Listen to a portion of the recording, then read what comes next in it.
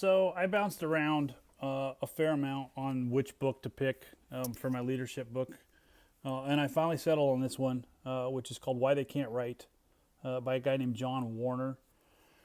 He's a teacher of freshman English or English 101 at Clemson University.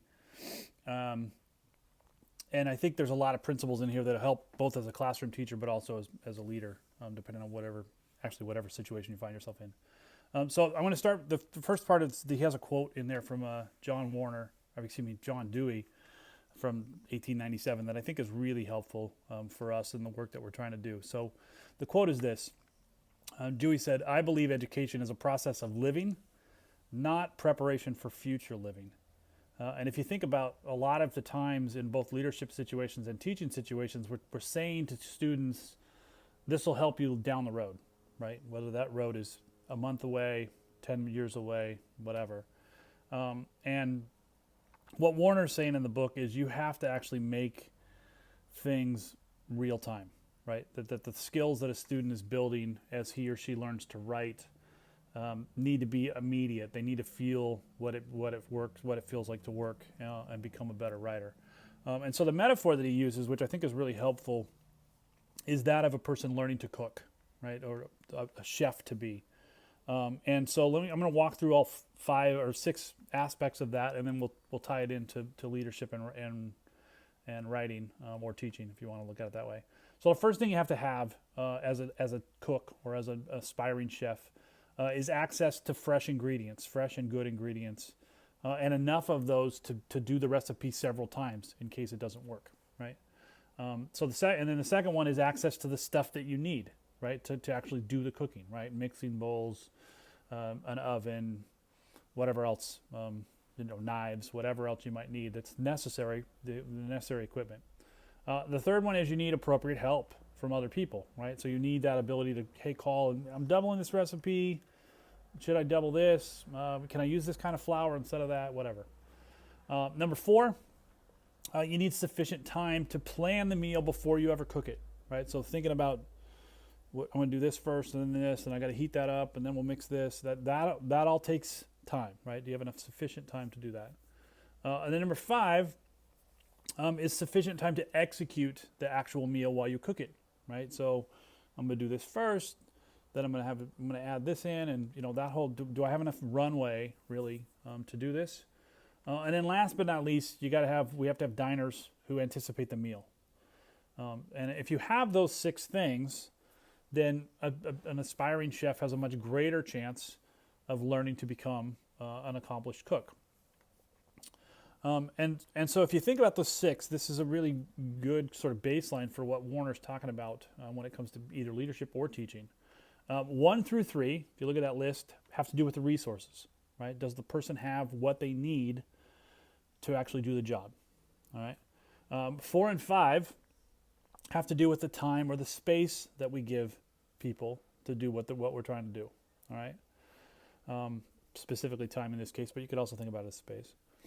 And then last but not least, certainly not least, motivation, right, is number 6, right? If you have people who are expecting something from you, then obviously that ramps up the work and the motivational piece of that.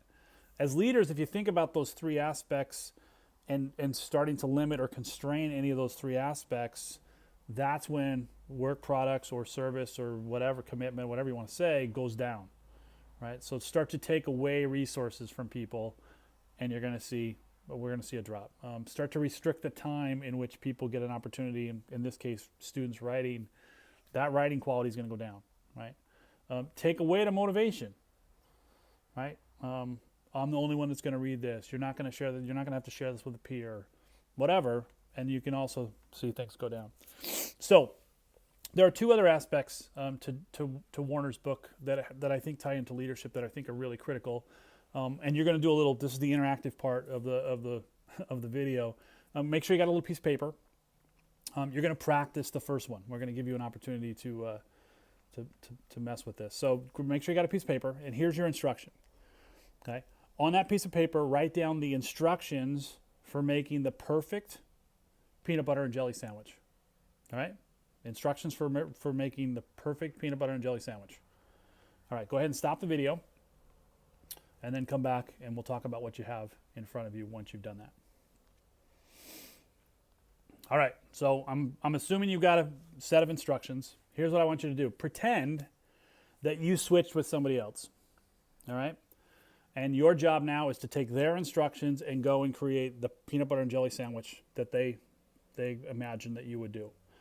My guess is as you work through that, okay, you'll come to a part where it will say something like, spread the peanut butter on one slice of bread, spread the jelly on another slice of bread.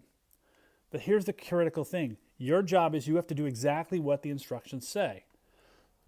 So if the instructions don't mention a knife, then you still have to spread the peanut butter and the jelly.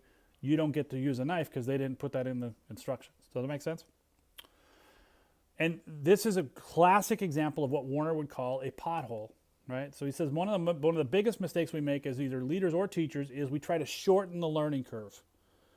Right? And instead of that, he says what we should be doing is create potholes that they're going to hit, but not tear up the whole car, right? Because we actually learn through the pain and through the stress. So he says when he gives this assignment to students, they realize it was somewhat of a setup because what have they forgotten? They forgot they were writing for an audience, right? The other piece to this that I think is really critical is he says have people write from what they know, right? So expertise is critical when it comes to writing. One of the things that happens when we do like research papers, for example, right, is we ask a student to write about something they don't know anything about, right? Death penalty, segregation, whatever, and they have to pull like 5 or 6 or 8 sources. And what they do is they go to Google, they grab some quotes, they try to stitch them together, and they turn it in, right? Whereas with this assignment, hopefully, you've probably felt this too, is you know exactly how to write. You know exactly how to make a peanut butter jelly sandwich, right? And his point was, if you want people to learn a skill like writing, start from their expertise and then have them reflect on how that worked, okay? Give you a couple other quick writing assignments that I'm probably going to try to use in my fall classes. He has one called What Makes You Angry, right? And his point on that one is you have a student, you give the student the opportunity to write about something that they're pissed off about with no outside sources. And he said what happens is they're actually working on the skill of writing, right? Being precise, argument, etc. And we're not diluting it with other things that they have to try and go get research. Once they've done that and reflected on that experience, then all of a sudden you can say, okay, now go out and find out what other people are saying about this issue. What are some of the solutions that have been tried? What are the other things that are going on? So again, not technically a leadership book, but the idea of resources, time or space, and motivation are critical. They've helped me a ton, and I'm definitely going.